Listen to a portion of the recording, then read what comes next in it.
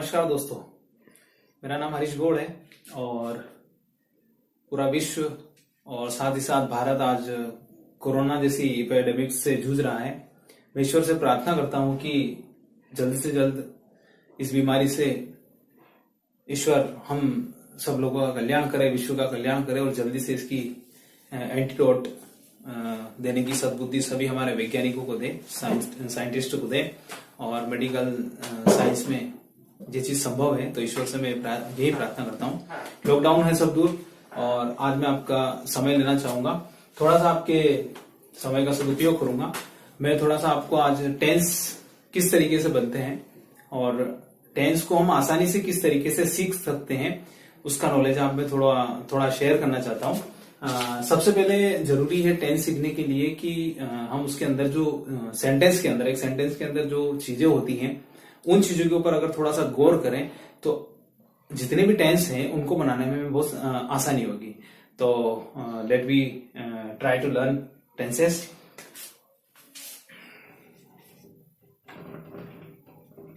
सबसे पहले किसी भी सेंटेंस में तीन तरह की चीजें होती है, उन तीन तरह की चीजों को हमको ध्यान रखना पड़ता है। तीन जो वर्ड जो शब्द होते हैं उनको हमको बहुत ध्यान रखना पड़ता है। जैसे कि हम कोई भी सेंटेंस बनाते हैं, लाइक दैट अगर हम हिंदी में अगर कोई सेंटेंस बोलते हैं जैसे कि मैं आम खाता हूं, तो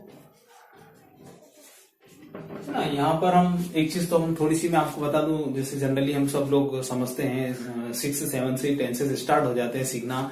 तो टेंस की पहचान की जाती है कि वो ता है, ती है, दैट मीन्स वो प्रेजेंट का है, रहा है, रही है तो प्रेजेंट कंटिन्यूअस का है। ये सब बात का मैटर है, पर हम थोड़ा सा इसमें ध्यान लगाते हैं कि टेंस में सेंटेंस में जो वर्ड होते हैं उनको हमको ध्यान लगाना पड़ता है। टेंस में एक वाक्य में जो चीजें होती है उसको हमको थोड़ा देखना पड़ता है। सबसे पहले मैं की बात करता हूं, मैं यानी कर्ता, सब्जेक्ट ये होता है, सब्जेक्ट आपका। और उसके बाद अगर हम सेकंड बात करें तो यहाँ पर आम लिखा हुआ है और खाता हूं लिखा हुआ है। जैसे कि हम सब लोग जानते हैं कि खाता हूं ये एक क्रिया है, वर्ब है, एक्शन है, तो यहां पर ये हो जाएगी आपकी वर्ब। उसके बाद बीच में जो वर्ड आया है आम, आम जो शब्द है उसको हम ऑब्जेक्ट की कैटेगरी में लेंगे, ऑब्जेक्ट होता है। यहां पर हम देख रहे हैं कि जब हम हिंदी का सेंटेंस देखते हैं तो सबसे पहले सब्जेक्ट, फिर ऑब्जेक्ट और देन वर्ब आता है।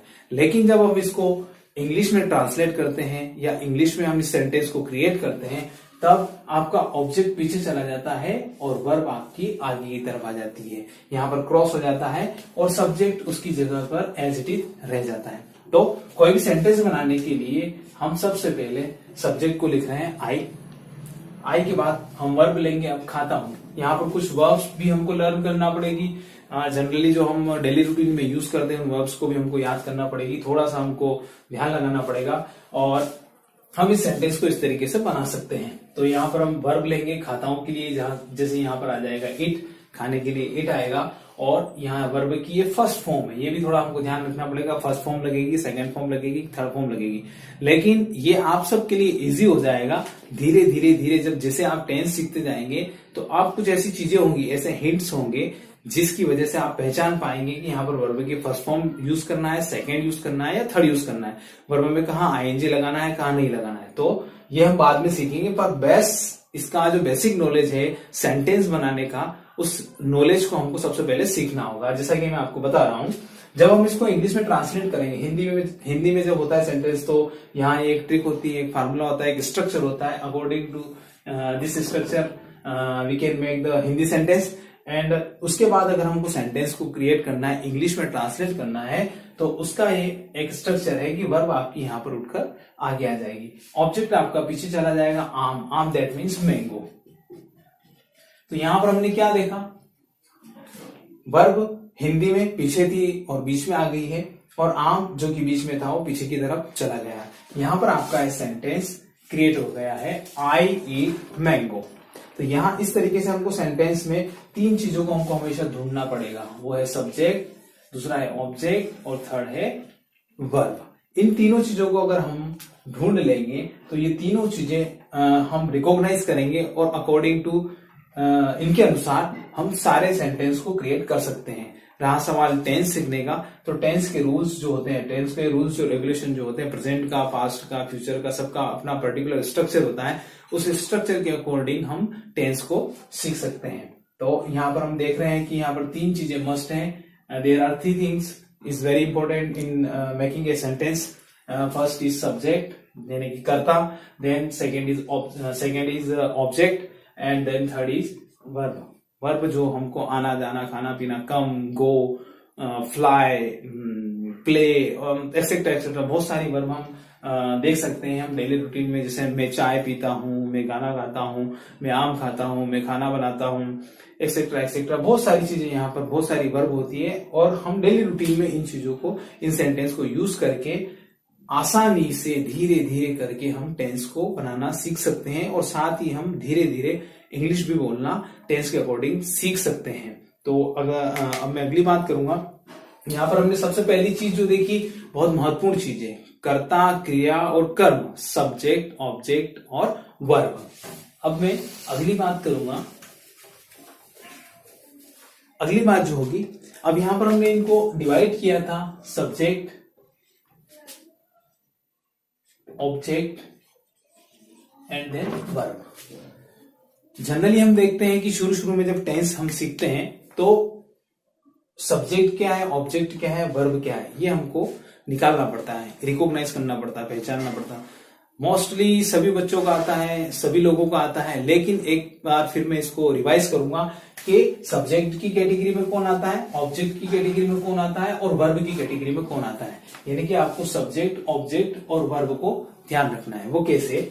अगर हम सब्जेक्ट की बात करें तो सब्जेक्ट मैं हो सकता है, आई, या सब्जेक्ट हम हो सकता है, वी, या सब्जेक्ट यू हो सकता है, तुम, या सब्जेक्ट प्लूरल दे हो सकता है, वे, या अगला जो सब्जेक्ट है वो बन सकता है प्लूरल। अब प्लूरल की अगर मैं बात करूंगा तो प्लूरल में बहुत सारे लोग हो सकते हैं, जैसे कि हम द बॉयज प्लूरल्स में काउंट करेंगे, द गर्ल्स प्लूरल्स में काउंट करेंगे, चिल्ड्रन आपके ये भी प्लूरल्स में काउंट होगा। उसके अलावा और भी बहुत सारी चीजें हो सकती, द स्टूडेंट्स ये भी आपका प्लूरल्स में काउंट हो जाएगा।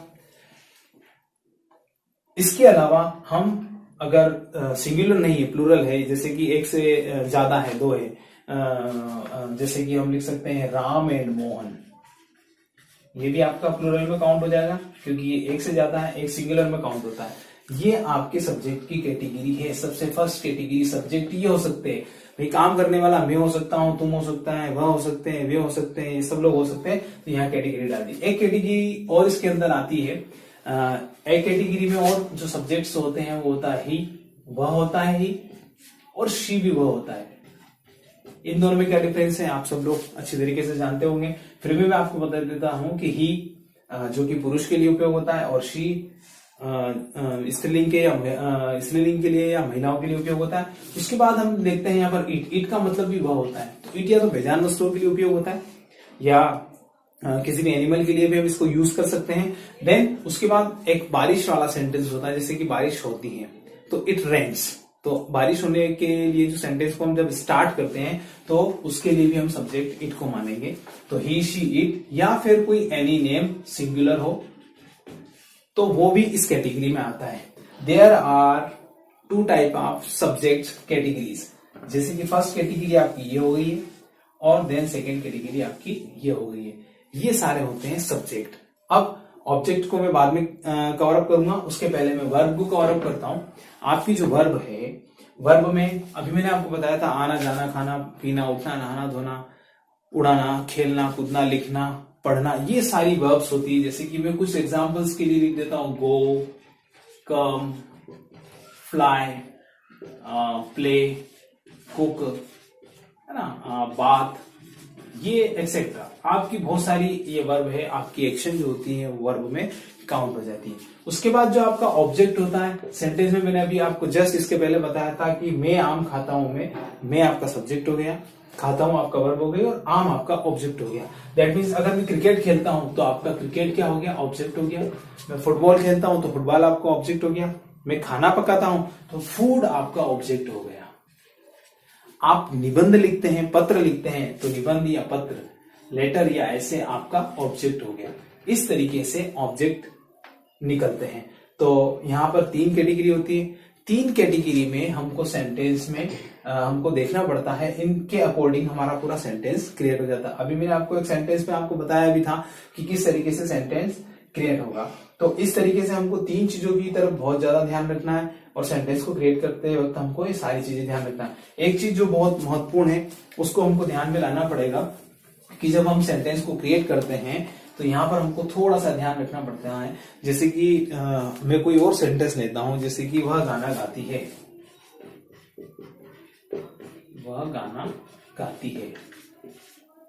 कई बच्चे इसमें कंफ्यूज हो जाते हैं, सॉन्ग लिखें सिंग पहले लिखें, सॉन्ग लिखें सिंग लिखें, तो सिंग और सॉन्ग दोनों में कंफ्यूजन रहता है। पर यहाँ पर हमको थोड़ा ध्यान लगाना है, जैसा कि आपको स्ट्रक्चर में बताया गया है कि गाना मतलब यहाँ पर हमेशा ऑब्जेक्ट क्रिएट होता है, ऑब्जेक्ट रहता है, और गाती है ये आपकी हो जाएगी वर्ब, और ये आपका हो जाएगा सब्जेक्ट। सब्जेक्ट फर्स्ट नंबर पे आता है, ये आपको पता ही है। और हमको क्या करना है, ऑब्जेक्ट को उधर ले जाना है, वर्ब को इधर ले जाना है, और सब्जेक्ट को यहीं रखना है। ये आपको रूल फॉलो करना है सारे सेंटेंसेस में। सिंपल सेंटेंस जो आप बनाते हैं टेंस के, उसमें आपको ये फॉलो करना है। इसी प्रकार से मैं एक सेंटेंस और बना देता हूं आपका, और इस सेंटेंस में आपको देखना होगा कि किस तरीके से बन रहा है। जैसे कि यहाँ पर इस सेंटेंस को बनाने के लिए हम देखते हैं कि वह गाना गाती है। अब वह गाना गाता होता तो ही हो जाता, वह गाना गाती है यानी कि फीमेल है। यहाँ पर हम यूज करेंगे शी, इसी के नीचे आ गया है शी। अब उसके बाद आपको वर्ब लेना है, ऑब्जेक्ट पीछे जाएगा। तो वर्ब क्या है, गाती है, तो सिंग यानी गाना। यहाँ पर ये आपको वर्ब पता भी होना चाहिए कि गाना गाने के लिए क्या वर्ब यूज होती है, तो यहाँ पर सिंग। उसके बाद आपका आ जाएगा गाना, सॉन्ग। जो गाना, जो लिखा हुआ जो गाना है उसको हम गा रहे हैं, वो सॉन्ग। ऑब्जेक्ट जो पेपर पे लिखा हुआ है या सामने स्टैंड पे रखा हुआ, उसी गाने को हम गा रहे हैं, तो वो गाना यहाँ पर आएगा सिंग। आपकी जो क्रिया है, वर्ब है, वो बीच में आ जाएगी सिंग। अब यहाँ पर एक रूल और होता है, इसमें हम एस या ईएस, आईईएस, वीएस का यूज करते हैं। तो ये प्रेजेंट इंडेफिनिट का सेंटेंस है, तो यहाँ पर अकॉर्डिंग टू शी, यहाँ पर हम एस का यूज करेंगे, शी सिंग्स सॉन्ग। इस तरीके से आपका सेंटेंस क्रिएट हो जाएगा, और क्रिएट होने के बाद आपका सेंटेंस पूरी तरीके से बन जाएगा।